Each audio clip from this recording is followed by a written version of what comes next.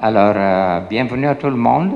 Peut-être vous dire que parmi nous, il y a aussi des célébrités. Le plus grand pianiste du Canada qui a vendu plus d'1 million de disques, Richard Abel. Merci Richard.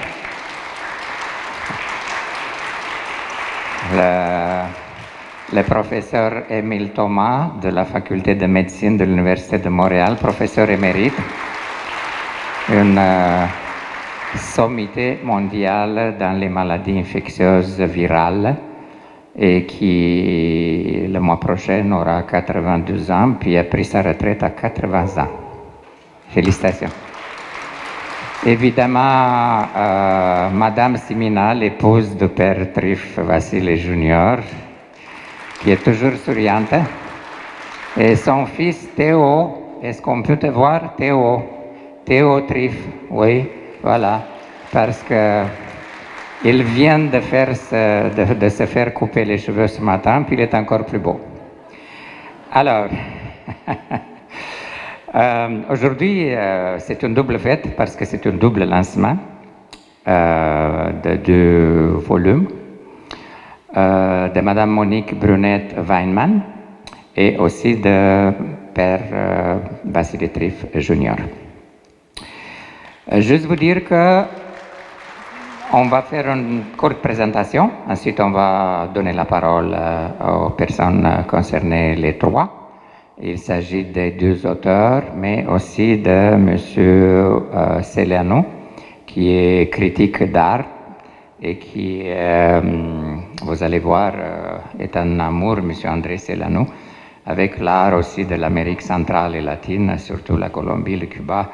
Donc, c'est une critique d'art pas seulement canadienne, mais internationale. Alors, on va présenter Madame Monique Brunet-Weinman, diplômée d'études supérieures en lettres à Paris 10 et détentrice d'une maîtrise en histoire de l'art de l'Université de Montréal.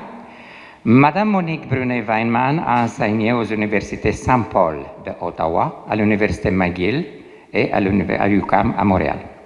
Ses premiers textes sur l'œuvre du plus grand peintre canadien-français, Jean-Paul Riopelle, datent de 1978.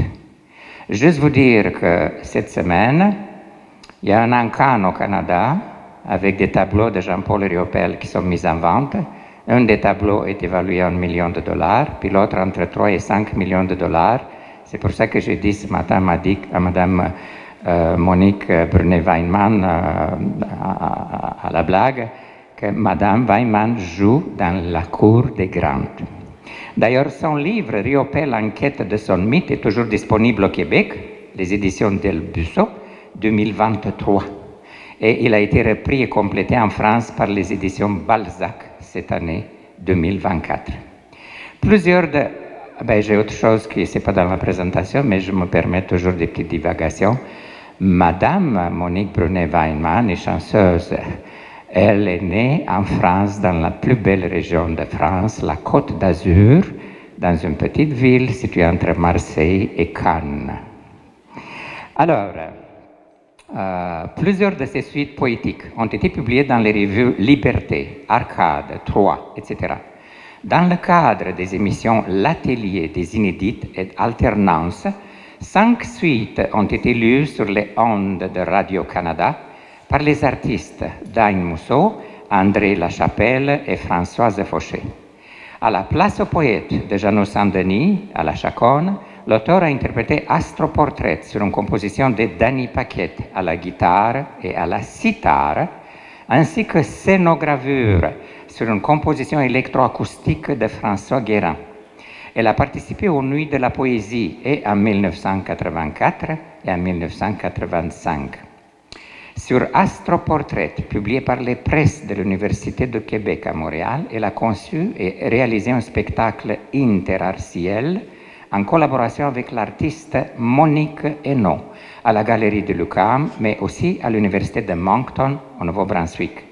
Scénogravure a été reprise par après au Musée d'art de Saint-Laurent. Sur le poème Saint-Servant, extrait du recueil Exil, Un livre d'artistes a été composé à la main aux éditions Dupré-Nian avec des eaux fortes originales de Bertrand Bracaval et de Pindaros Michaelides. Le lancement a eu lieu le 15 février 2017. Le recueil complet d'Exil vient d'être publié aux éditions Balzac. Madame Monique Brunet-Weinmann, qui va présenter son livre, l'origine du titre, le contexte de ses poèmes, et va lire pour vous aussi quelques-uns de ses poèmes. Merci.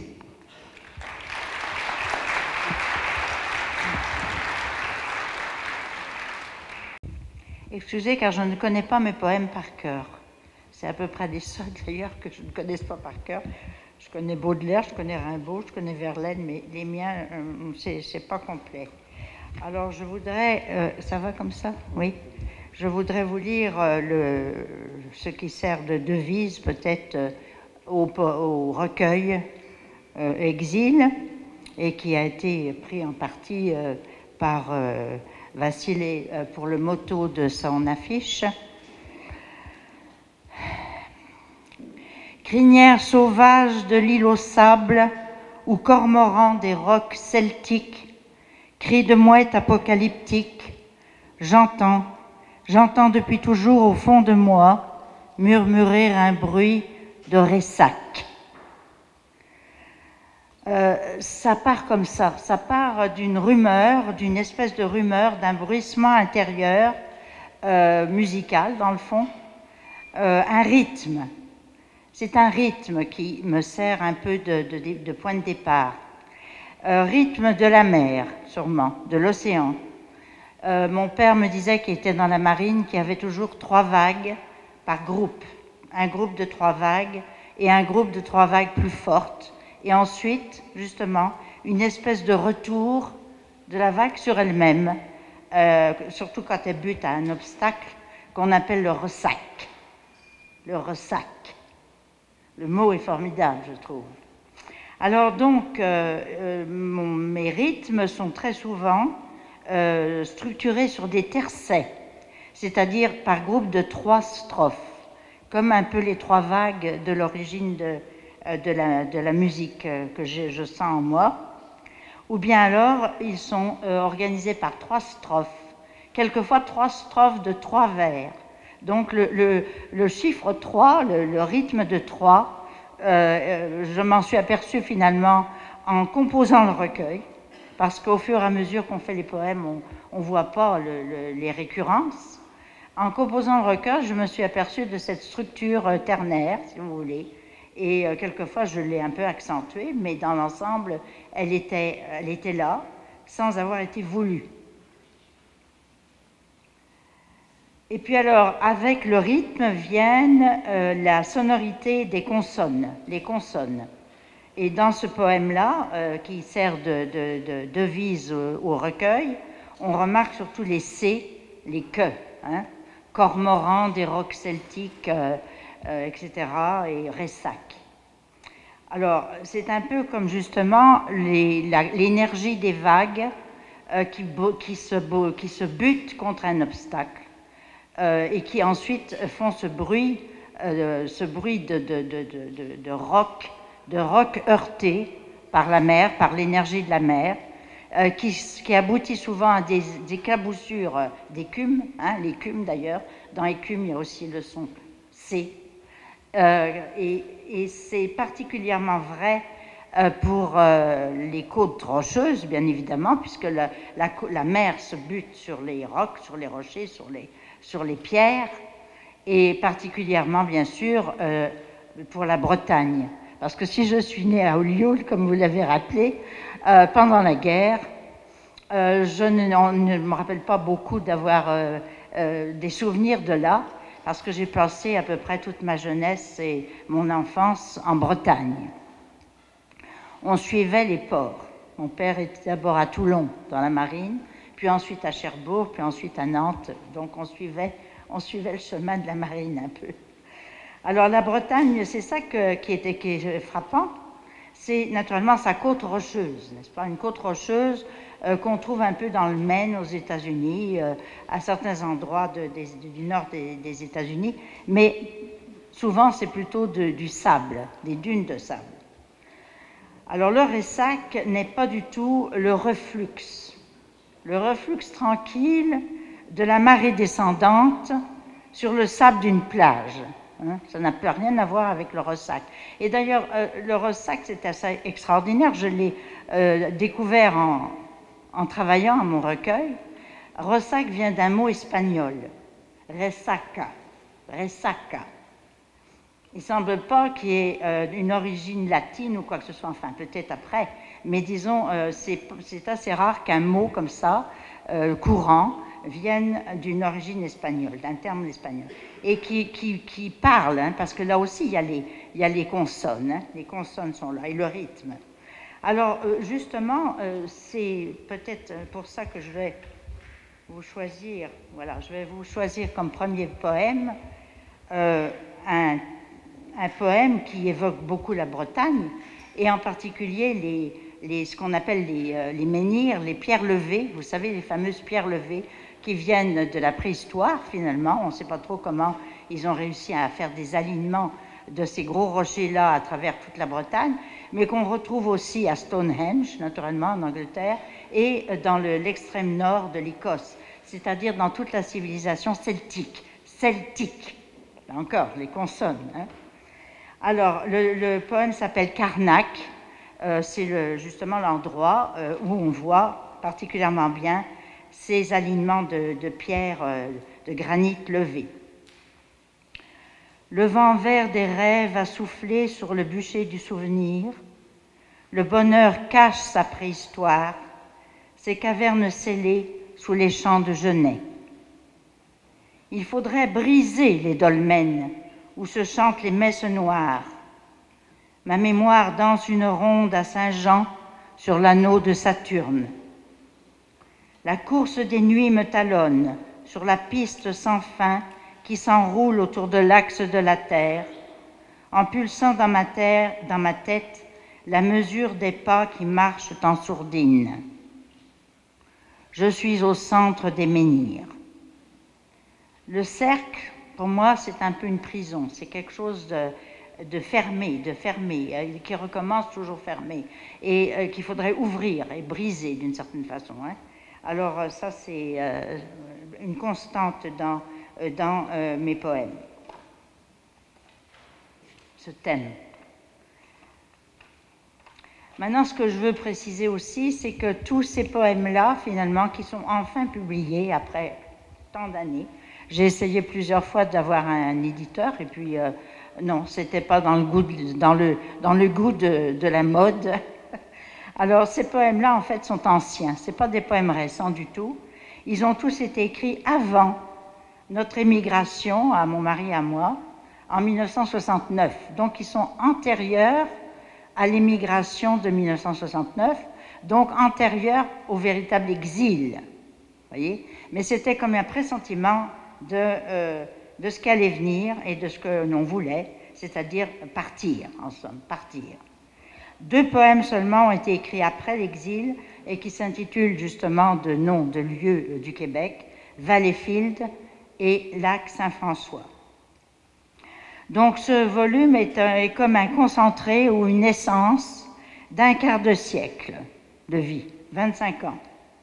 C'est donc un survol autobiographique, naturellement comme on le fait en poésie, c'est-à-dire très ramassé, très concentré, très allusif, et non pas détaillé comme on pourrait le faire dans un récit prosaïque ou dans un roman.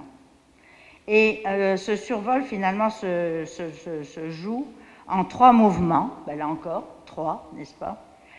D'abord, la matière de Bretagne, c'est-à-dire ce qu'il y a de plus important, l'enfance, la souche, qui reste et qui restera dans sa terre d'origine, parce que c'est le lieu où on a fait notre éveil au monde. Hein? Il n'y a pas que les Québécois qui sont de souche. On est tous de souche de quelque part. Alors, ça peut être la Roumanie, ça peut être la Bretagne, ça peut être la Côte d'Azur, mais en tous les cas, la souche, elle reste là où elle est. Parce que c'est la terre d'origine de l'éveil au monde. Image, sensation première, maison mère, l'expression maison mère est bien significative. Jardin, Jardin d'Éden, naturellement, toujours, quand on ouvre les yeux de l'enfant sur les fleurs et sur les animaux. Bestiaire primitif, peurs ancestrales, légendes et récits pétris d'archétypes qui appartiennent à l'inconscient collectif. C'est pour ça que finalement, dire son enfance, quel que soit le lieu où elle s'enracine, c'est toujours un peu atteindre les autres, n'est-ce pas? Parce que, comme le dit très bien Victor Hugo d'ailleurs dans l'exergue que j'ai mis au recueil, nous sommes tous en exil de notre enfance. Même si vous n'avez pas été bien loin, mais vous avez peut-être changé de province à l'intérieur d'un pays, vous avez peut-être changé de ville, et dans ce cas-là, il y a déjà une espèce d'exil qui peut se développer, un sentiment d'exil. Donc, ce que j'écris de mon exil rejoint l'exil de tous les immigrants. C'est-à-dire, c'est un état social, plus ou moins défini d'ailleurs, hein, et c'est aussi un état mental. En quelque sorte, c'est un état d'âme. Et il suffit de remplacer les noms de lieux qui donnent mes titres dans ce recueil par d'autres noms géographiques d'ailleurs pour partager cette appartenance à l'exil. Alors, il y a un autre poème que je voudrais vous lire, parce qu'il parle aux Québécois, aux gens du Québec, étant donné qu'il est consacré à Saint-Malo. Saint-Malo, qui est le lieu de Bretagne, le port, d'où Jacques Cartier, supposément découvreur du Canada, n'est-ce pas, mais pas le premier, mais enfin on le sait maintenant, d'où Jacques Cartier est parti. Et Jacques Cartier avait son petit manoir dans un petit village, un hameau, tout près de Saint-Malo, qui s'appelle Limoilou. Or, à Québec, il y a un lieu qui s'appelle Limoilou, et c'est pas pour rien, n'est-ce pas? Alors, c'est aussi Saint-Malo, le lieu d'ancrage, le lieu où a vécu à peu de distance, à Combourg, le grand écrivain français breton, naturellement on oublie de dire en fait que c'est un breton, François René de Chateaubriand, né à Combourg et qui est enterré sur une petite île au large de Saint-Malo, une espèce de rocher comme ça perdu. C'est là qu'il a voulu se faire enterrer, donc, et qui s'appelle le Grand B. Le Grand B, c'est une des îles au large de Saint-Malo. Alors le poème se dit « Très cher François-René de Chateaubriand, de l'Amérique des Natchez à Combourg, pavé ma voie de retour au Grand B, tel Jacques Cartier tourne le dos au large pour rentrer dans sa ville. Et le saumon sauvage remonte le cours du Scorff pour retrouver la pierre où il est né, et du Bellay l'ardoise fine de son petit liré. J'ai dormi sur le granit dur et chaud de ta plage, dans l'odeur iodée du goémon et du sable, bercé par la houle à la marée montante, par le chant guttural des mouettes sororales. Mère ne voulait pas de dalle funéraire pour étouffer son corps. Nous l'avons couché sous le granit rose de la côte d'Armor, où foisonnent l'hortensia bleue et les ajoncs d'or.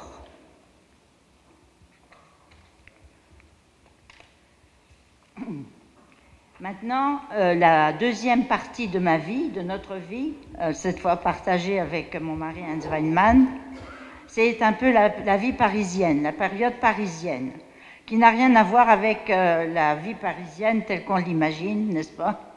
Telle qu'elle est dans les films. French Cancan, Moulin Rouge, restaurant 3 étoiles et boutique de luxe. À l'époque, ce n'était pas du tout ça pour nous, c'était une vie d'étudiant, n'est-ce pas? Vie de jeune adulte, difficile, sous les toits de zinc du baron Haussmann, n'est-ce pas? Le Haussmann qui a tout refait Paris, comme vous savez, à l'étage des chambres de bonne, sans ascenseur et sans toilette, sinon sur l'étage collectif. Alors, on a vécu 4 années à Paris 10, qui était le nom de l'université qui devait décharger un peu la Sorbonne, Paris 1, des foules qui naturellement l'encombraient. Alors on avait construit une nouvelle université toute neuve qui s'appelait Paris 10, mais qui était située à Nanterre. Or, Nanterre, c'était vraiment une banlieue défoncée par un chantier qui, naturellement, n'était pas terminé, dans la boue, n'est-ce pas, à proximité de ce qu'on pourrait appeler les favelas misérables des Nord-Africains, qui, naturellement, servaient d'esclaves à tous ces chantiers-là, et qu'on appelait les bidonvilles. Donc, on construisait une université immense, tout en hauteur, au milieu d'un chantier boueux, où il n'y avait rien. On n'avait pas de bibliothèque, on n'avait pas de cafétéria. C'était vraiment... Et puis, il fallait prendre un petit train qui partait de je ne sais plus où pour arriver à ce qu'on appelait Nanterre la folie.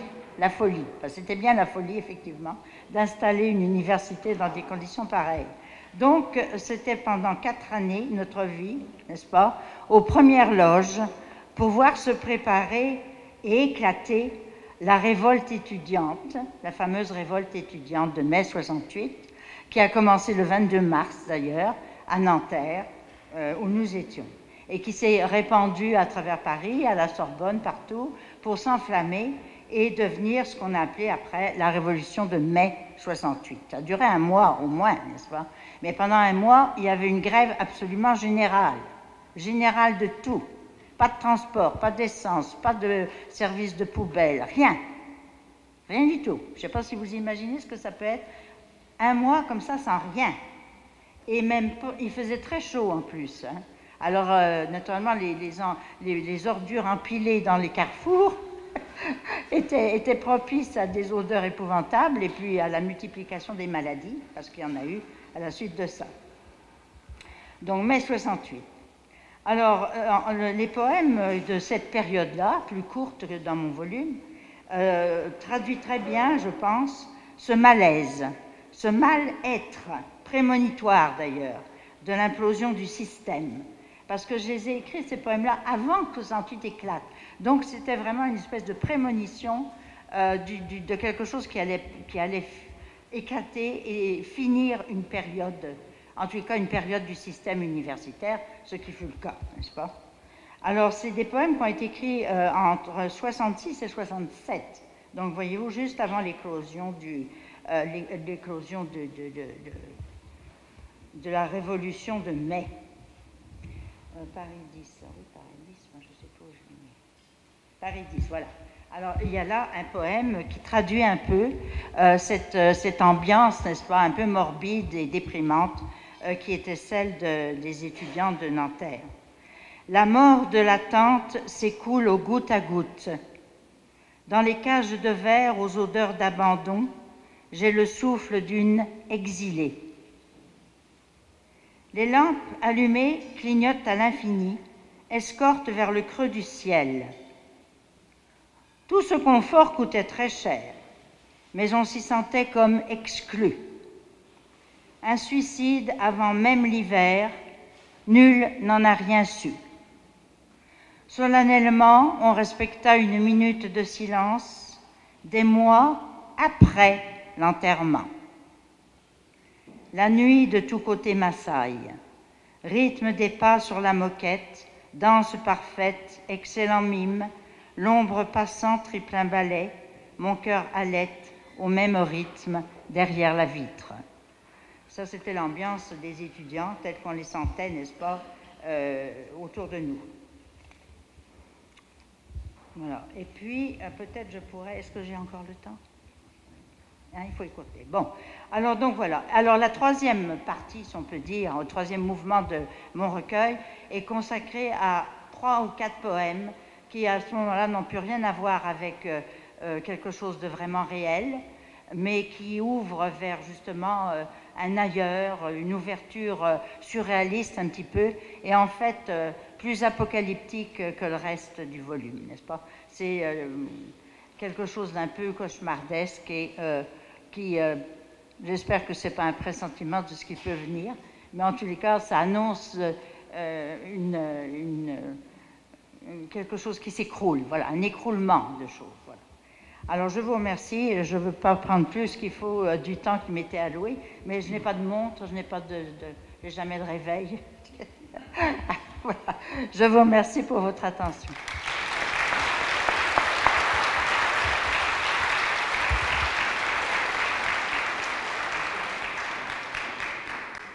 Comme ils sont chanceux, les étudiants de Madame Monique Brunet-Weinmann, d'avoir une professeure si talentueuse, si charismatique, si fascinante et si grande dame qu'on appelle en anglais une Big Lady High Class.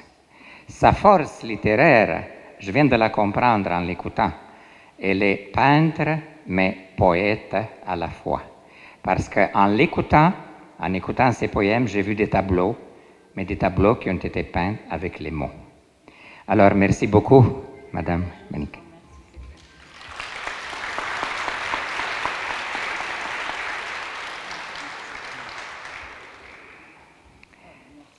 Voilà. Et je rajouterai une chose.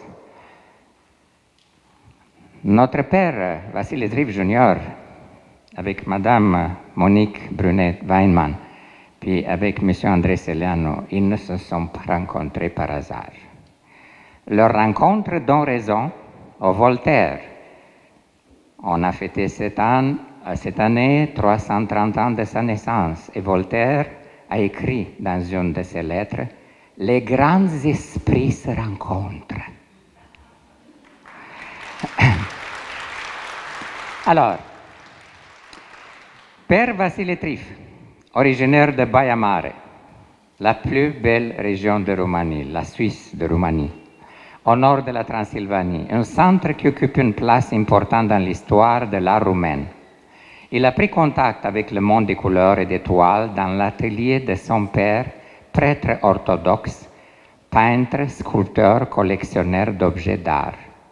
D'ailleurs, vous savez que les icônes de notre iconostas sont faites par son père. Un très grand artiste, pas juste un prêtre. Mais notre père, il est détenteur de 3 baccalauréats, en théologie, en philosophie et en travail social à Montréal. Et il est aussi titulaire d'un master en théologie. Je pense qu'un jour, sa mère, son père, ils lui ont dit « Basile, c'est assez les études, c'est le temps de commencer à travailler ». Alors, il est prêtre orthodoxe à l'église du Saint-Grand Martyr Pantélimon de Saint-Eustache à Québec, où on se retrouve ensemble dans cette belle journée aujourd'hui. En 2002, il a fait ses débuts avec le recueil de poésie Fiul în risipire, le fils prodigue. Il publie dans des divers magazines littéraires en Roumanie et à l'étranger. Il est présent dans plusieurs anthologies. Une anthologie de la poésie de Maramuresh, 2 anthologies américaines, Haydn in Childhood et Petals of Haiku. Il est peintre également. Père Vassili Triff, il est membre depuis 2010 de Valuarda, un atelier d'art ancien de Montréal. Il participe aux expositions collectives annuelles qui sont organisées par cet atelier. En 2015-2019, il a participé aux expositions collectives du Musée des métiers d'art de Québec, le MUMAC. En 2022, il est présent dans une exposition du groupe à la galerie Boa, le commissaire étant le critique d'art André Celiano. Et aussi au Festival international de jazz de Montréal en juillet 2023, donc cette année, il a participé à une exposition collective et individuelle au Centre Jésus à la cathédrale des Jésuites sous le commissariat du professeur américain Norman Cornett. Et depuis 2024, il expose à la Mayel Galerie de Montréal. Cette année a été une année très riche pour Père Basile. À part le lancement de son livre en Roumanie, dans plusieurs villes, qui fut un succès, y compris dans sa ville universitaire où il a fait ses études à Cluj, puis Baia Mare, sa ville natale évidemment, il a exposé au mois d'octobre à l'Institut culturel roumain à New York, dans le cadre de l'exposition Antisymétrique avec 5 artistes canadiens d'origine roumaine, et aussi à la galerie Boa, Montréal, dans le cadre de l'exposition Exil, curatrice étant Madame Monique Brunet-Weinmann. Alors, quelques mots sur le livre.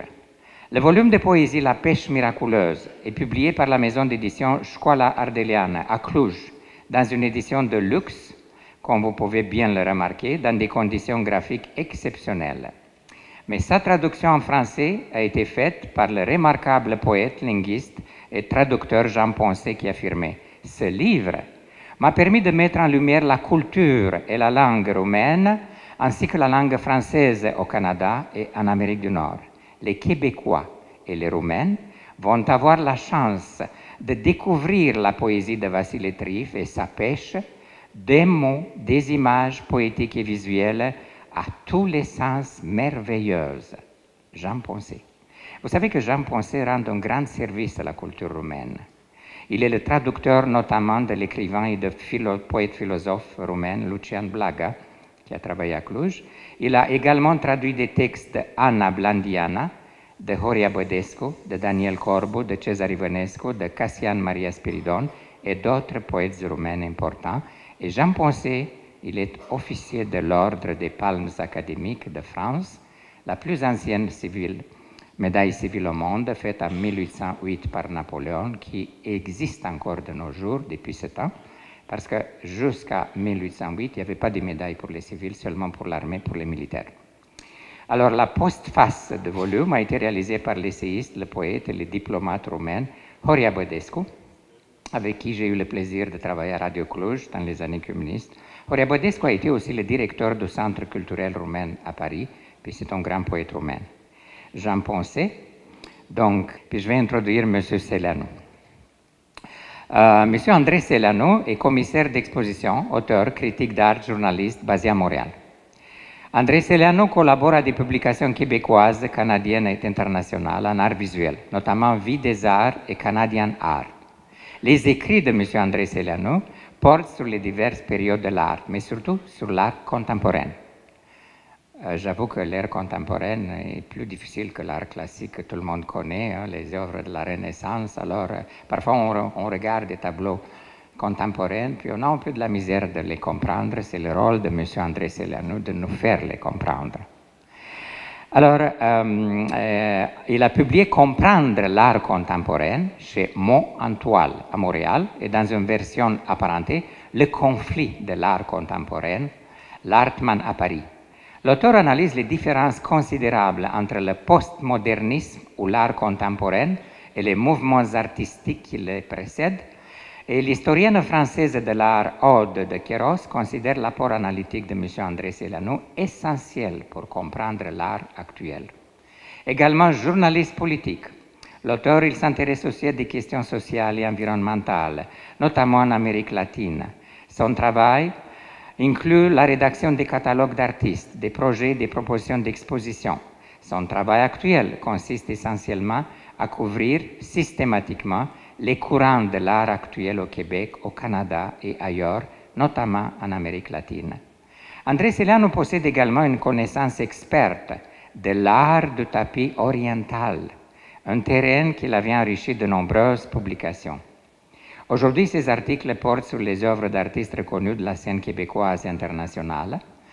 Et à part la démarche hermétique L'espace et ses couleurs, présentée à la fin du volume de poésie, M. Selanu a une contribution très importante à la première traduction en français de ce recueil. Il a également traduit et en français et en anglais le prochain volume de Père Vassili Trif, intitulé Dialyse de la lumière, qui paraîtra probablement l'année prochaine, en 2025, quand Père Vassili Trif Jr. va anniverser son semi-centenaire. Alors, on donne la parole à M. André Selanu, d'origine roumaine, et en même temps un grand ami de la Roumanie du Canada. Je vous remercie pour cette très belle introduction qui est assez bien faite. Je n'ai rien à me plaindre. Donc, pour aller directement au contenu du volume du Père Vassili Trif, j'ai préparé cette allocution. Le livre est donc La pêche miraculeuse. Non? Le Roumain est né poète, dit un vieil adage roumain. Pied sur la plaine, une voix en or, description d'un protagoniste, d'un berger dit la très ancienne épopée nationale anonyme Mioritza, le nom d'une brebis légendaire qui décrit les relations tragiques, meurtrières, fatales, un rêve, une description onirique d'un destin impitoyable, impossible à éviter, entre des bergers des 3 provinces constitutrices du pays, la Valachie, la Moldavie et la Transylvanie. Voit en or, en effet, un peuple qui baigne dans la poésie, qui est poète de manière instinctive. Vassile Trif est issu de cette tradition où la parole poétique traditionnelle reste vivante. Le folklore, avec ses innombrables expressions et proverbes, informe le langage quotidien. Cependant, cette tradition a aussi nourri. Elle foisonne dans tous les styles, dans toutes les directions. Elle a assimilé avec joie les tendances modernistes du XXe siècle. Son principal foyer est à Bucarest, la capitale, mais elle s'épanouit dans des pratiques régionales. Trif est originaire de Baia Mare, dans le nord-ouest de la Transylvanie. Il a été nourri par les traditions linguistiques et poétiques locales, bien sûr, elle aussi issue du folklore. Prêtre, il a fait à Cluj des études en théologie orthodoxe, dite donc byzantine. La langue archaïsante de cette discipline puise, donc la théologie orthodoxe, elle, dans le vocabulaire historique de forte imprégnation slave, grecque et populaire, qui redéploie dans sa poésie et qui lui donne un air insolite, et une permanente invocation des Écritures, mais aussi de l'histoire locale laïque. Le conte de fées vivant en Roumanie fait également partie du folklore ainsi que de cette poésie. La religion principale en Roumanie est l'orthodoxie, très liée à la Grèce et plus loin dans le temps à Byzance. Et ainsi, au début de la chrétienté dans l'Empire romain de l'Est, parlant le grec koiné, c'était une variante du grec parlé au début de l'ère chrétienne, à travers l'Empire romain, avec, et peut-être même plus tard dans l'Empire byzantin, avec ses innombrables martyrs des premiers siècles de notre ère, la tragédie emprunte dans ses récits sacrés et l'espoir d'une joie retrouvée au paradis. Une permanente tension entre la douleur de la chair et les joies de l'âme qui recherche la divinité. Le temps religieux est court, presque intemporel, encore proche des sources. Une réflexion instinctive sur l'histoire sacrée, entre autres, informe la poésie actuelle de Vassile Trif, articulée remarquablement dans une forme contemporaine, actuelle. La Roumanie a une riche tradition dadaïste et surréaliste. Entre 1934 et 1939, Bucarest est considéré comme le centre du surréalisme et du dadaïsme en Europe, même en remplaçant Paris. Un groupe de poètes surréalistes avec Sacha Pan et Stefan Roll, entre autres, entretiennent des rapports très étroits avec les poètes Tristan Tzara, d'origine moldave, et André Breton à Paris. Il y a aussi une forte tradition existentialiste en Roumanie avec Lucian Blaga, qui a été mentionné, George Bacovia en Moldavie, Lucian Blaga, dont les vers qui étaient transylvains rappellent Rilke, l'allemand, et George Bacovia en Moldavie, poète de la pluie, du mauvais temps et de la poésie de la nuit quotidienne. Même pendant la période communiste, des poètes tels que Nikita Stănescu ou Ștefan Augustin Doinaș réunissent des fils existentialistes avec également une composante populaire et nationale qui répond, elle, à la disparition des élites économiques. Je vois en filigrane que ces tendances complexes informent la poésie de Vassile Trif qui propose dans son ambiance qui propose sa propre ambiance locale et spirituelle. Sa poésie est très personnelle, mais elle renvoie également aux divers fils de la tradition roumaine. Ce qui est certain, c'est qu'il y a de lointaines influences, mais nullement appropriation de style et contenu dans cette manière forte imposée par le monde postmoderne. L'influence, elle, reste une possibilité comme un parfum. Elle ne frappe pas avec vigueur comme dans l'appropriation qui est très courante dans tous les arts depuis 30 ou 40 ans. l'érotisme est très présent dans la poésie de M. Triff avec une composante cosmique et biologique, caractéristique des cultures paysannes. La sensualité, l'amour renvoient à l'unité de l'homme et de la nature, à l'euphorie de celui qui se perd dans la nature et plus loin dans le cosmos. La nature et la culture font unité. L'autre versant de l'érotisme est la tendresse. La poésie de Triff est également informée par son intérêt inlassable pour la géographie, la géologie, la botanique et d'autres domaines scientifiques. Les contenus scientifiques sont en fait transformés, tourmentés même, par la liberté onirique de l'expression poétique, élément d'un monde imaginaire qui existe à côté de la réalité. Il parle de banquises polaires, de divers poissons et créatures marines, d'éléphants. Il a son propre code, mais c'est à chacun de chercher sa signification dans cette polysémie. Le côté visuel de cette poésie est incontestable. La juxtaposition d'images insolites et bizarres et surréalistes, le mystère continu du discours poétique suggère Max Ernst, mais plus encore les univers séducteurs improbables ou impossibles de René Magritte, qui évoquent des mondes parallèles et pourtant, gentiment, sans nous bousculer. On peut écrire la poésie de Triff dans le giron du postmodernisme avec son aspect hétéroclite qui met côte à côte la forme contemporaine et le contenu qui interprète de manière très personnelle l'histoire sacrée ainsi que sa langue marquée par la religion et l'expression populaire. Mais je pense aussi à des maîtres du modernisme du XXe siècle comme Constantin Cavafy ou Ezra Pound qui ont exprimé dans une métrique moderne leur intérêt pour l'histoire, la Grèce ancienne pour Cavafy, la Chine classique pour Pound, qui forgent des créations autour de la vieille poésie chinoise. Je crois que l'on peut considérer Vassily Triff dans cette optique moderniste. Son parti pris indubitable pour l'émotion et le sentiment le range plutôt comme moderniste que comme postmoderne, et il combine bien sûr l'imaginaire orthodoxe et le langage poétique contemporain, comme je viens de le dire.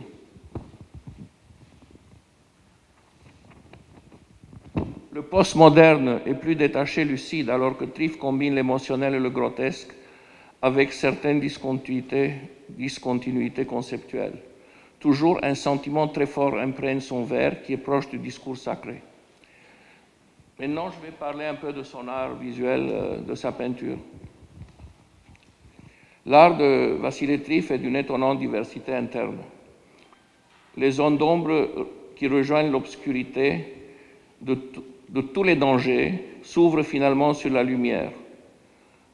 Les couleurs intenses, briques rouges, bleu outre-mer, jaune accrocheur, sont équilibrées par des espaces blancs articulés de manière inattendue. Il y a du palimpseste dans ce travail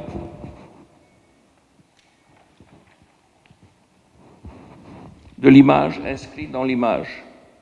Le côté tactile, la richesse des textures est évidente. Continuité et discontinuité. Le même dialogue entre la tradition et l'innovation que l'on constate dans la poésie de Vassily Triff.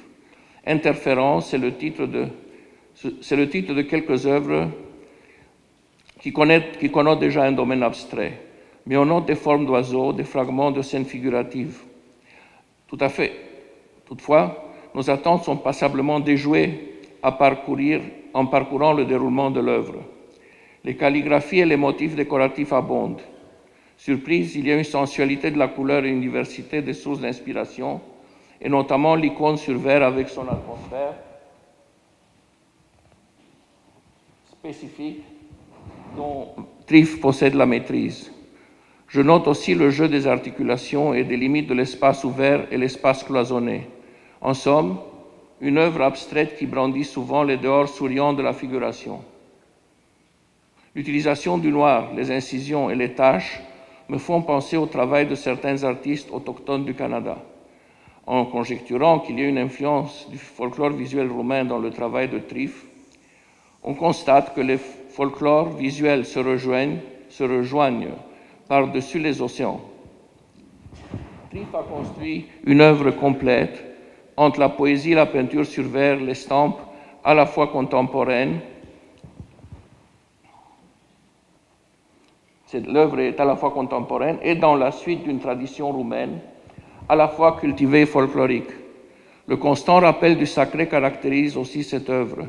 Il puise à la fois dans le modernisme et le postmoderne. Il y intègre une sensibilité envers les sciences, assimilée et transformée à sa manière. Triff nous montre avec élégance comment le chant du sacré peut être intégré à la littérature, sans lourdeur ecclésiastique pourtant. Dans le cas de la culture du Canada et du Québec, cette œuvre constitue une fenêtre ouverte sur une culture européenne, la Roumanie. Elle est appelée à avoir un impact sur l'expression artistique et littéraire locale. Merci.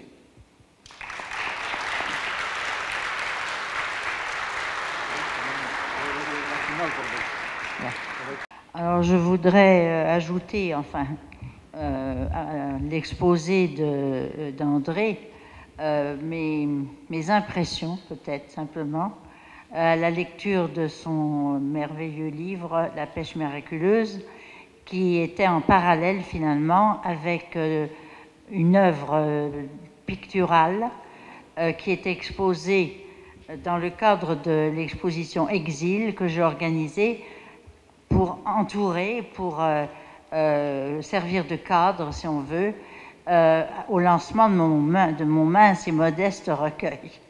Mais autour de ce mince et modeste recueil, il y avait les peintures de 6 artistes sur ce thème-là de l'exil, finalement, parce que c'était tous des transnationaux, comme moi, comme le père Triff, et ça faisait un ensemble qui, tout dans sa diversité, était quand même relié par une espèce de communauté de sensibilité et une communauté spirituelle. Alors, naturellement, le père Triff avait sa place tout à fait désignée là, mais je l'avais très peu connu avant. Je l'ai rencontré par sa poésie, un peu, et par quelques reproductions de tableaux dans un numéro de la revue Rencontre qui était publié au moment où moi-même j'avais un article dans cette revue-là. Alors le hasard a bien fait les choses, puisque c'est grâce à cette coïncidence-là que nous avons pu nous rencontrer et que j'ai pu justement l'inviter à participer à cette exposition Exil que j'étais en train d'organiser, où tous les artistes étaient venus d'ailleurs. Alors il y avait Bertrand Bracaval, breton comme moi et en France, Daniel Cadieux, une artiste québécoise, mais qui avait des ancêtres dans la tribu Micmac et qui a subi le grand dérangement de l'Acadie. Georg Müller, qui est un artiste allemand, donc qui a vécu en partie à Montréal, en partie à Toronto, et naturellement en Allemagne, et aussi dans cet extrême nord de l'Écosse dont je parlais tout à l'heure. Alors, avec naturellement le père Triff, qui lui, comme vous le savez plus que moi, vient de Roumanie, etc., et avec tout un passé, toute une culture à la fois familiale et collective. Alors, en fait, j'ai senti, en regardant le peu que je connaissais de son œuvre peinte et de ses poèmes, une espèce de communauté spirituelle, d'affinité spirituelle avec sa démarche, et une communauté de thématiques avec son œuvre peintre et avec son œuvre poétique.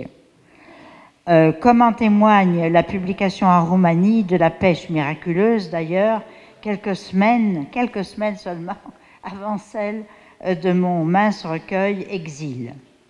Et alors, il a composé pour l'exposition, d'ailleurs vous avez vu tout un reportage extraordinaire sur cette exposition grâce à la télévision de la communauté roumaine que nous avons pu voir tout à l'heure, n'est-ce pas? Et ça donnait un bel aperçu et de la soirée de vernissage et des œuvres qui étaient au mur. Et l'œuvre que le père avait conçue est une espèce de triptyque, enfin, c'est un triptyque que je considère un peu comme un retable, avec 2 peintures verticales aux extrémités et une carrée au centre. Et naturellement, il y a ce mouvement ternaire, là aussi, finalement, qui m'intéresse, de plonger. Il y a une plongée sous-marine, une plongée dans un centre de quelque chose, qui peut être le centre de la Terre, le centre du cosmos, le centre des océans. Et au milieu, naturellement, se trouve l'objet de la pêche en question, qui n'est naturellement pas un poisson, mais qui est une icône sacrée, n'est-ce pas, dont il montre la présence un peu obscure, à travers d'ailleurs des vrais fils de métal, comme un grillage qui est un filet de pêche, naturellement. Et ça, c'est extrêmement intéressant. Et puis le troisième tableau, c'est une remontée, alors avec ouverture vers le ciel, qui est naturellement aussi Fiat Lux, hein, l'arrivée de la lumière. Alors ce triptyque-là, qui était isolé un petit peu dans la galerie, était un endroit de recueillement extrêmement prenant et mystique, on peut le dire, et tout à fait intéressant, qui faisait un contraste avec d'autres œuvres, mais sans que cela gêne. Alors, ce qui m'a intéressé dans l'étude, enfin pas l'étude parce que c'est trop rapide, mais dans le parcours du recueil de Vassili Trif, ça a été une certaine communauté de thématiques avec mes poèmes. Naturellement, j'ai parlé de la mer, hein, de l'océan, et bien sûr, quand il y a pêche, il y a eau. Donc, son univers est en grande partie aquatique, et comme il y a pêche, il y a filet, comme je viens de le dire. Donc, quelque chose qui emprisonne, hein, emprisonne les poissons, mais emprisonne aussi beaucoup de monde. Ça peut être un grillage, ça peut être des barrières, ça peut être des conventions, ça peut être les raids des gladiateurs du temps des Romains. Donc, il y a ce contraste entre l'eau, finalement, et le filet, qui, lui, est prison, et qui est instrument de mort, en tous les cas pour le poisson. Mais alors, ce qui est intéressant aussi, c'est que cette tendance à la contrainte et à l'obstacle, à la prison, se trouve immédiatement défoncée, si je peux dire, en tous les cas mise de côté, par les images qui viennent à l'esprit du poète quand il pense mer, la mer.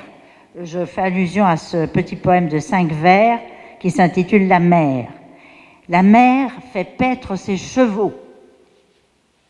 Leurs sabots réduisent le sable en poudre. Les vagues se bousculent, tout comme les jours. Et ça, je trouve ça absolument formidable et d'une grande parenté avec la façon dont je conçois aussi les chevaux et la mer, cette espèce de lien, de jeu entre les deux, n'est-ce pas? Alors le cheval, et lui, tout de suite, lorsqu'il pense crinière de cheval, il pense musique. Il pense au crin de l'archer et du violon. Ça, j'ai trouvé ça tout à fait original. Parce qu'en fait, pour moi, c'est crinière aussi, mais c'est à ce moment-là mouvement, vent et course libre dans la nature, et cavalcade. Alors c'est deux façons d'interpréter un petit peu la même image. Et dans ce qui me concerne, c'est plutôt dans mes poèmes un mal à l'âme, un mal de vivre, bon, qui est assez fréquent, n'est-ce pas, chez les adolescents, parce qu'en fait, c'est un peu beaucoup des poèmes d'adolescence dans ce cas-là. Mais dans les textes de Vassili Trif, ce n'est plus un mal à l'âme, bien qu'ils doivent exister aussi, mais c'est vraiment une blessure. C'est très net comme il y a blessure dans la chair, vraiment la chair, coupée, cisaillée par les mailles dures du filet de pêche, tordue et nouée que les pêcheurs doivent démêler et où ils se brisent et se blessent les doigts. Ou bien alors c'est la blessure du bois des arbres sous la hache du forestier qui entre dans la forêt avec son instrument de torture. Et ça, j'ai été extrêmement sensible à ça aussi. À voir comme la blessure n'est pas toujours dans la chair humaine, mais dans la chair de la nature en général. Il y a sang, beaucoup de sang, caillots de sang, sève qui coule, mais la sève, c'est aussi un peu le sang des arbres. Jus bleu des fruits sauvages, les mûres par exemple. Donc douleur, pleurs, une espèce de sadisme de l'humain qui s'en vient pour tout démolir la nature autour de lui. Mais aussi à côté de l'humain blessant et destructeur, il y a la compassion des bêtes, la compassion des bêtes, la cicatrice qu'elles apportent, la germination qui vient même dans la blessure, la greffe d'une nouvelle existence, donc une résurrection. Une résurrection dans laquelle les animaux vraiment ont un rôle à jouer. C'est très beau ça. Une autre constellation thématique relie les yeux. Les yeux sont très présents, les paupières et naturellement la lumière, puisque c'est par les yeux qu'on voit. Ceci s'opposant à l'aveuglement. L'aveuglement étant le contraste avec les yeux et les paupières. Et il y a un parallèle qui se fait entre les yeux et l'écaille du poisson, l'écaille des poissons. Je trouve ça très beau. Les écailles, en somme, leur sont tombées des yeux. On dit les écailles lui sont tombées des yeux. Pourquoi les écailles, hein? Et donc il y a cette espèce de parenté entre la forme de l'écaille de poisson et les yeux. Et naturellement, quand les écailles tombent des yeux, c'est qu'on devient lucide. Or, dans lucide, il y a luz, la lumière en espagnol. Vous voyez, donc tout se tient. Et alors, son dernier poème, que j'ai beaucoup aimé, qui est plus long, qui s'appelle Passage, me rappelle, je n'ai pas encore assez travaillé pourquoi, mais ça rappelle un peu les 3 derniers poèmes, dont un peu apocalyptiques de mon recueil, où il y a une ouverture justement sur un autre monde. Ouverture sur un autre monde, donc qui passe par une espèce d'apocalypse, parce que l'apocalypse, c'est la fin d'un monde, mais c'est le début d'un autre, n'est-ce pas?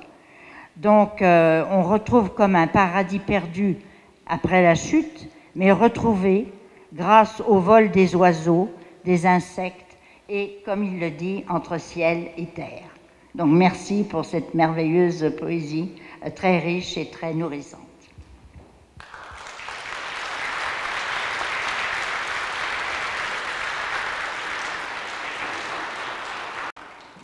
Bon, c'est mon tour. Qu'est-ce que je peux vous dire? En premier, je vais faire mon discours en français par la situation roumaine. Donc,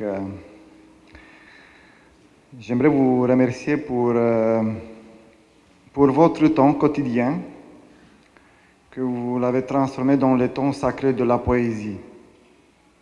Tout le monde est occupé dans ce monde, on a beaucoup de choses à faire ce samedi, c'est beau dehors, mais vous avez décidé de transformer votre temps intérieur, très chargé, dans un temps sacré de la poésie, de la lumière.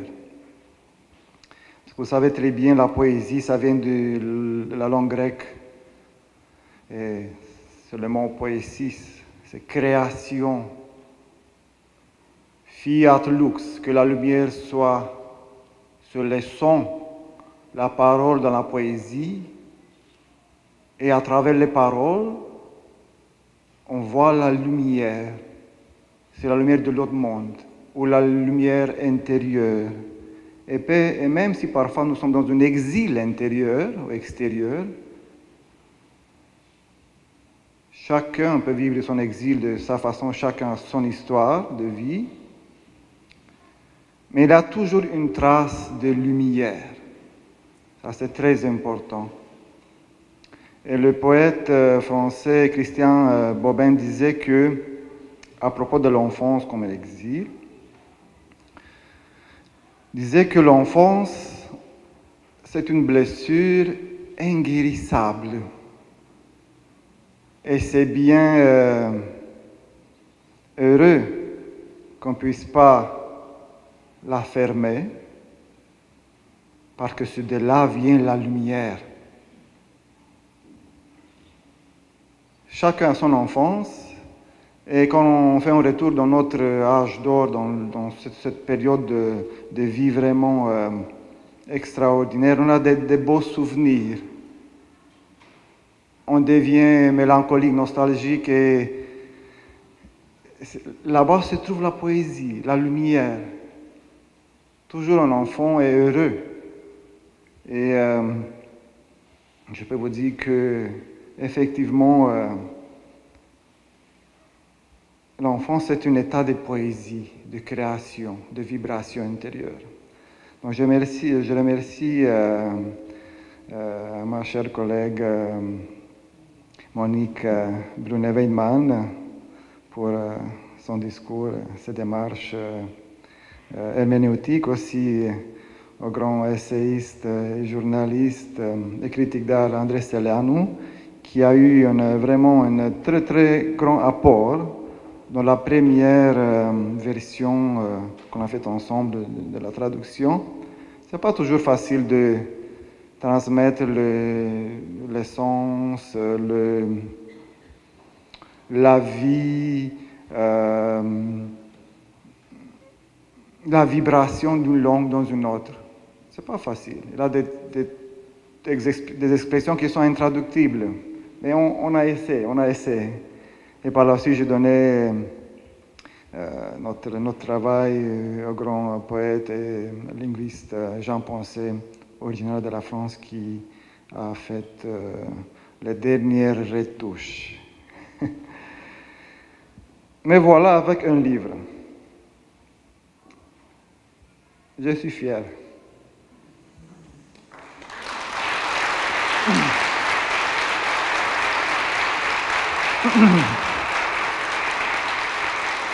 Mais ce n'est pas une fierté, c'est un accompli. C'est une fierté comme une joie. Parce que c'est un travail complexe qui a pris beaucoup de temps. La poésie est un état de grâce. Parfois tu peux l'avoir, parfois non. Parfois tu peux être infertile au niveau de la poésie ou peut être très prodige.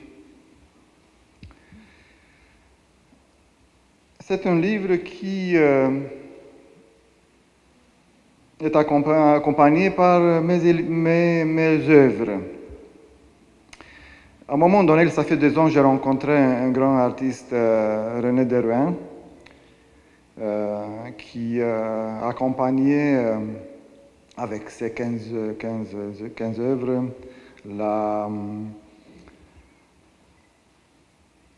l'anthologie de la poésie québécoise, les plus 100 beaux poèmes québécois. Et il m'a dit une chose: Basile, écoute, l'image, une œuvre, c'est pas pour illustrer les mots. L'image accompagne les mots. Et j'ai beaucoup réfléchi à cet aspect. Et c'est vrai, parce que le mot, la poésie, c'est un univers. L'image, comme vous pouvez voir, M. Lavric a mis quelques œuvres sur la télé là-bas. L'image, les œuvres, c'est aussi un univers en soi. Donc, vous pouvez voir, quand vous allez lire les poèmes, qu'il y a des correspondances, qui parfois les images sont comme des trampolines ou des fenêtres ou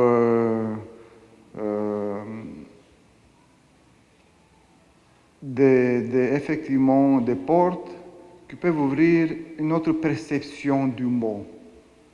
Donc j'essaie de mettre ensemble les mots, la parole et l'image qui se parlent entre eux. En plus, le troisième élément, c'est vous les lecteurs. C'est comme dans la Trinité, c'est l'amour qui communique,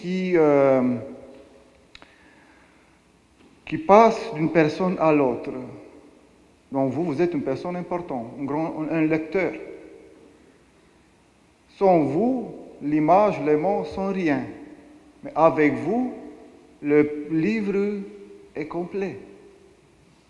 Vous avez vu ici quelques démarches herméneutiques sur mon univers. Je vais vous donner une petite clé. Parfois, les poètes ou les écrivains sont très discrets, ils laissent le lecteur à eux-mêmes ce défi. Et parfois, c'est un grand défi parce que parfois la poésie est très hermétique, très inaccessible.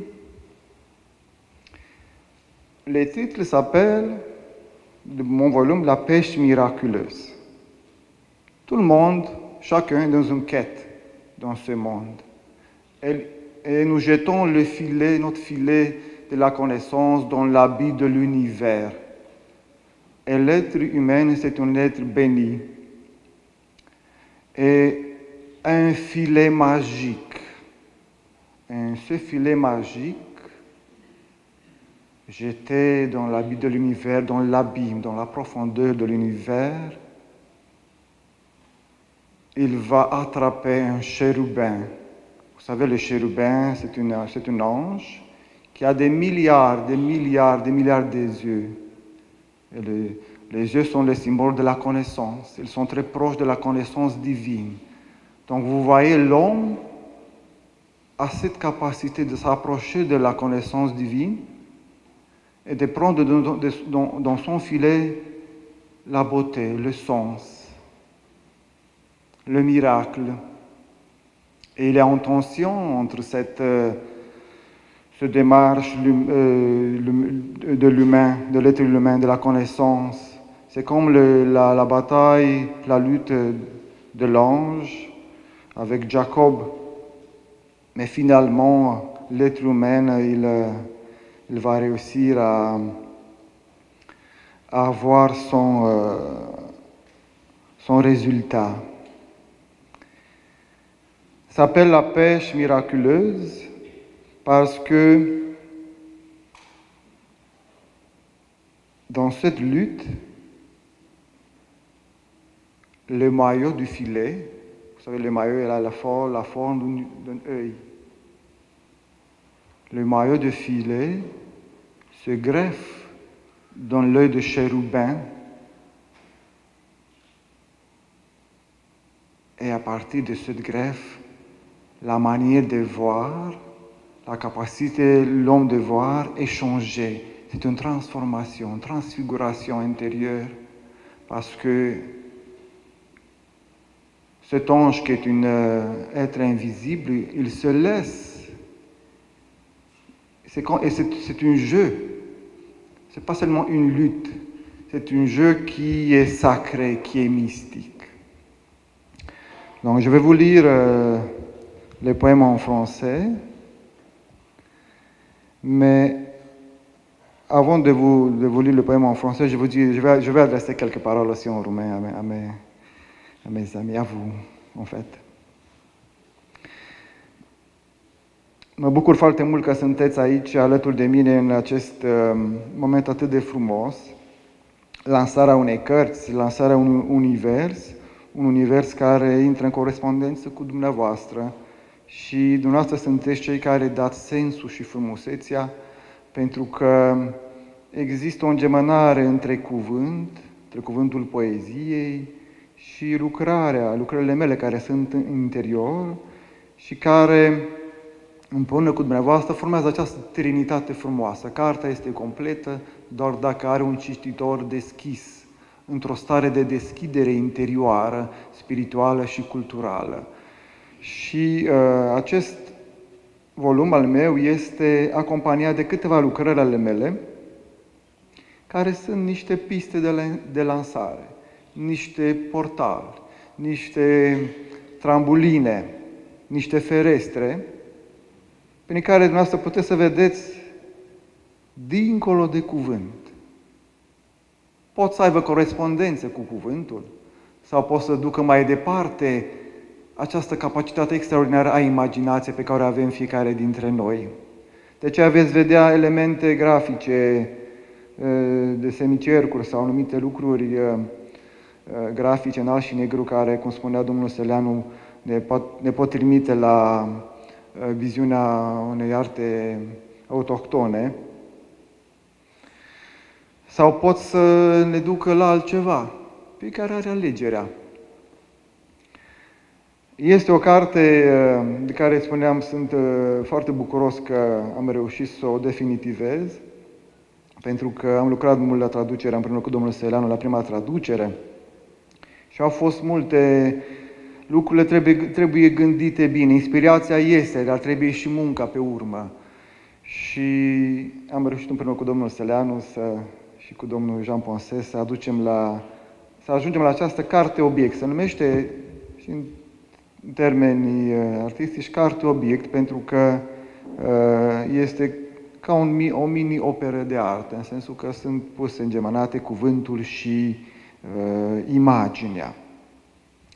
Am avut de asemenea bucuria de a colabora cu domnul Horea Bădescu, un mare poet, eseist, diplomat român, prieten de familie, cu domnul Horea, cu domnul Vasile George Dâncu de la editura Școala Ardeleană, cu doamna redactor Alina Hucai și cu redactorul copertei Susan Valerian, cu care am și copilărit. A fost o mare bucurie să ne reîntâlnim după câțiva zeci de ani, efectiv, prin intermediul acestei cărți. A fost tehnoredactorul meu și a fost atât de deschis încât am reușit să avem o carte de calitate, spun eu, și la nivelul conținutului, cât și la nivelul grafic și la nivelul său de prezentare. O carte este un demers inițiatic spre tine însuți, spre ceilalți, spre Dumnezeu, și nu poți să-l realizezi dacă nu ai alături de tine o soție bună sau un copil bun. Așa că îi mulțumesc soției mele, Simina.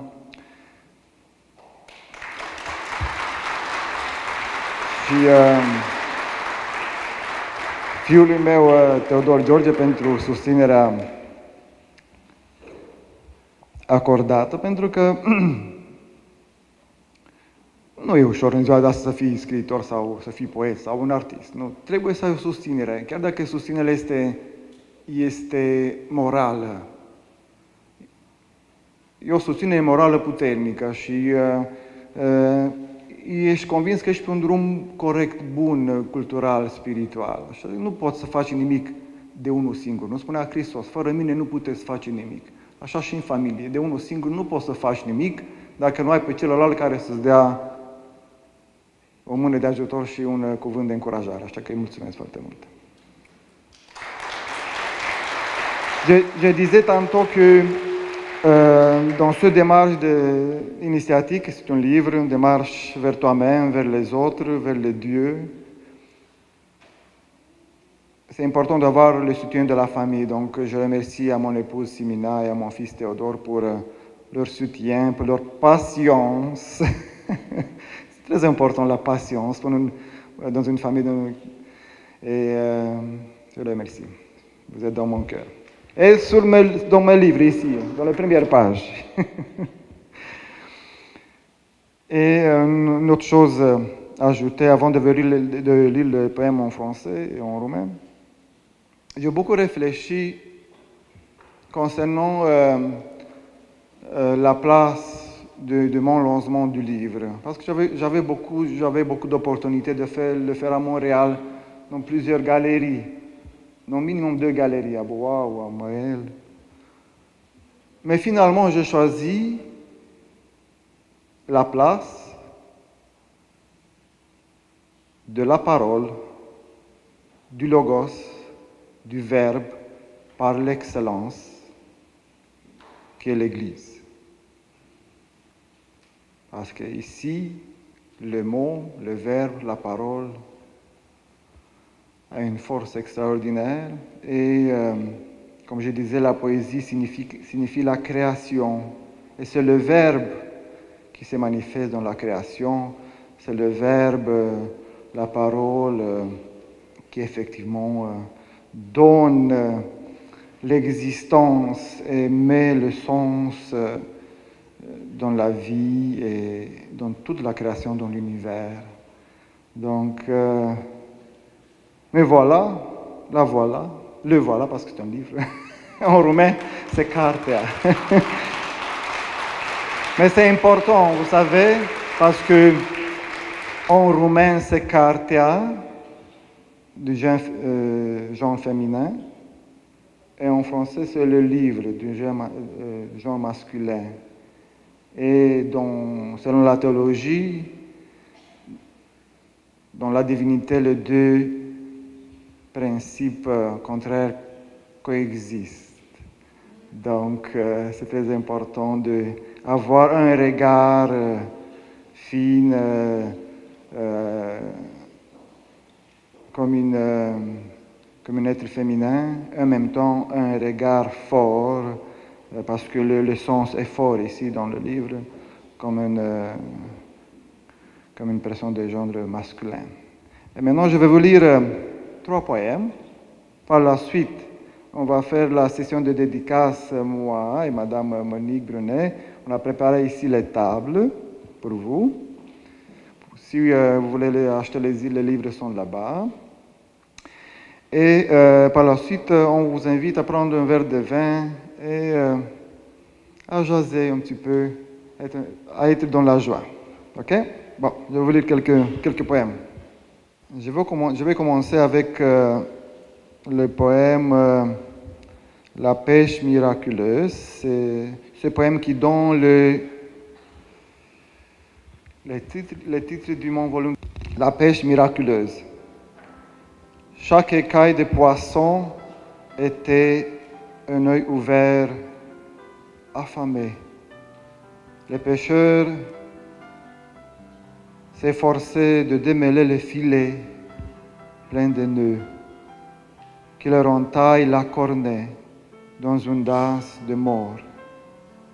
Et plus le poisson se débattait, plus la maille du filet s'enfonçait dans l'œil du chérubin.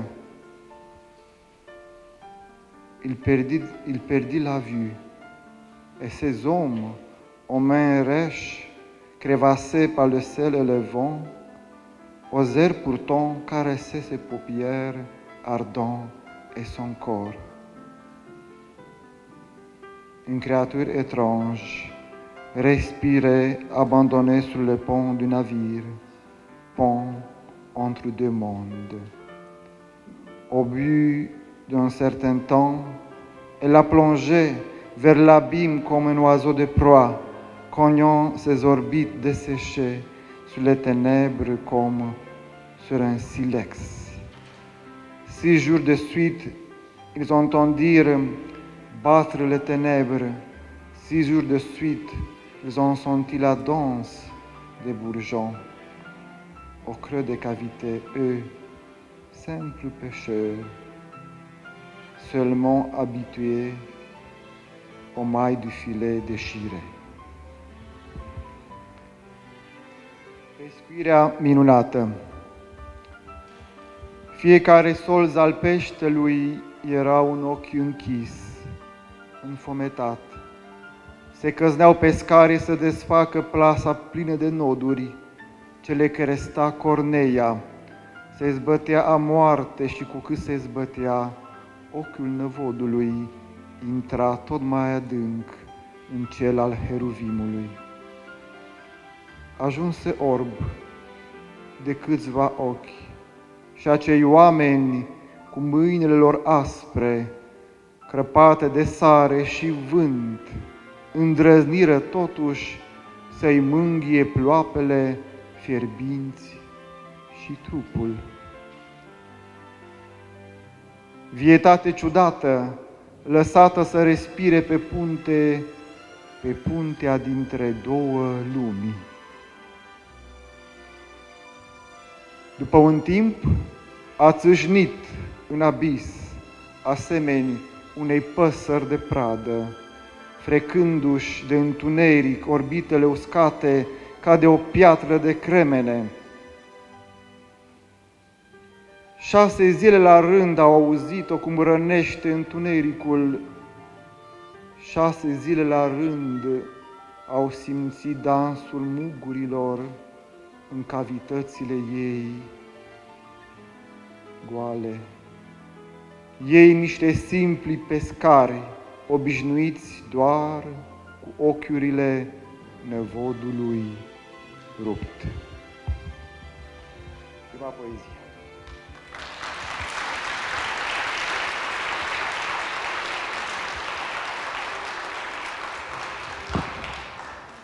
La deuxième poésie s'appelle La Gondola. Quand j'étais enfant, j'habitais à la campagne et à côté de notre maison, il y avait une vieille maison faite en bois et en argile bleue. C'est un bleu vraiment très très fort qui est effectivement resté ancré dans mon intériorité. Et sur cette maison, sous les fumées, il y avait un nid de cigognes. Et c'était vraiment un spectacle de voir comment ils arrivent, comment ils vont avoir le petit oiseau. Donc c'était vraiment un spectacle et ça restait vraiment ancré. Et je voyais ce nid comme une gondole, c'est comme un navire, comme une barque sur le ciel bleu. À cause de ça, j'ai mis le titre de ce poème, La Gondole, et vous allez voir l'atmosphère, parce que c'est une atmosphère vraiment intéressante.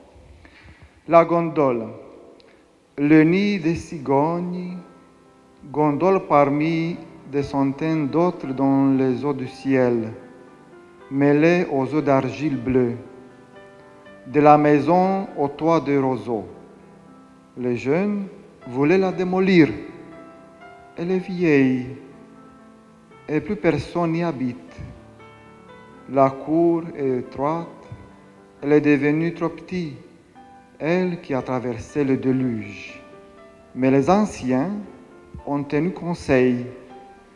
C'est la seule maison du village qui a des cigognes, et dans ce nid se ressemblent toutes les pensées secrètes venues d'ici et d'ailleurs. Les oiseaux en prennent soin comme leurs propres œufs. C'est le seul lieu où ceux qui nous ont quittés peuvent revenir pour humer le parfum de bois et de la glaise, le seul lieu d'où par les nuits de pleine lune, ils peuvent encore expédier des lettres en provenance de l'autre monde. Les enfants attendaient toujours avec impatience le retour des oiseaux, les profondes lignes qu'ils traçaient sur la carte de verre chaud. Et le matin, lorsqu'ils nourrissaient leurs petits sortis de l'œuf, qui claquaient du bec, et aussi les mots à peine éclos, qui accueillaient les significations du monde. Cela fait si longtemps, nous savons maintenant qu'on grimpait dans les clochers de l'église pour guetter serrés l'un contre l'autre, en silence, les moments où ils déploient leurs ailes et prennent leur envol. Et maintenant en roumain, e un poem cam lung, dar copilăria este frumoasă și când o evoci într-un poem, prinde viață. Gondola. Cuibul cu berze. Cuibul cu berze, o gondolă, între alte sute pe apele cerului, amestecate cu apele de lut albastru, ale case acoperite cu trestie. Cei tineri doreau să o demoleze, e veche și nu mai stă nimeni în ea. Curtea e strâmtă, nu-și mai are locul ea care a trecut potopul. Cei bătrâni însă au ținut sfat. E singura casă cu berze în sat și în acel cuib se adună toate gândurile noastre, nerostite de aici și de dincolo, de care păsările au grijă ca de propriile lor ouă. E singurul loc în care cei plecați dintre noi se mai pot întoarce acasă, să mai miroasă lemnul și lutul, singurul loc în care nopțile cu lună plină mai pot trimite epistole din cealaltă lume. Copiii așteptau nerăbdători întotdeauna acel timp al întoarcerii păsărilor, traseelor adânci pe harta de sticlă caldă și diminețile, când își hrăneau pui ieșiți din ou ce băteau din plisc și cuvintele abia născute ce primeau în rost înțelesurile lumii. De atâta vreme, acum știm când să urcăm în turnul bisericii și să pândim înghesuiți unii lângă alții în tăcere, momentul când își desfac aripile și zboară toate împreună. Mulțumesc!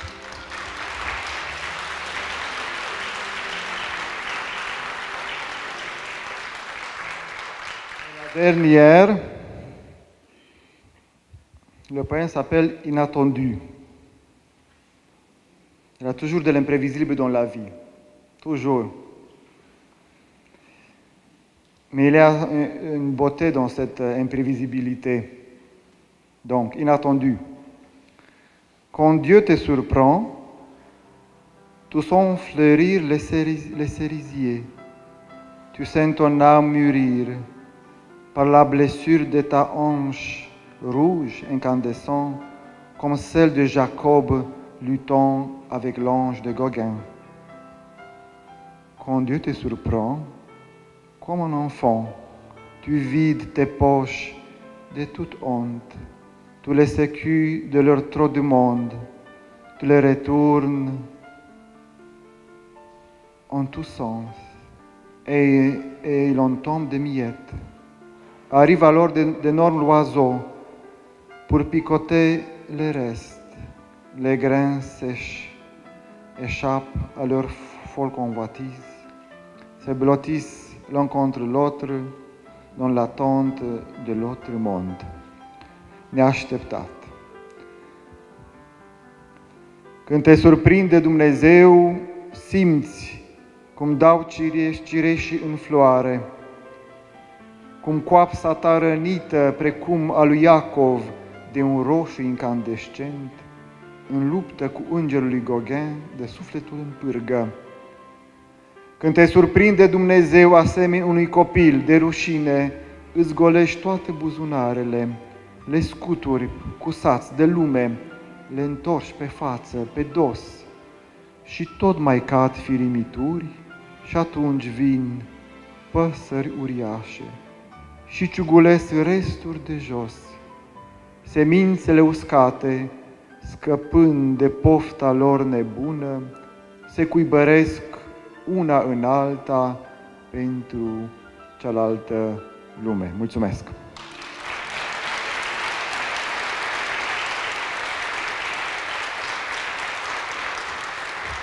Je vous remercie encore une fois pour le temps, votre temps de grâce accordé à la poésie, à la beauté. Et je vous invite maintenant à la session de dédicace, ici à gauche et à droite. Et bien sûr aussi pour prendre un verre de vin et pour manger quelque chose.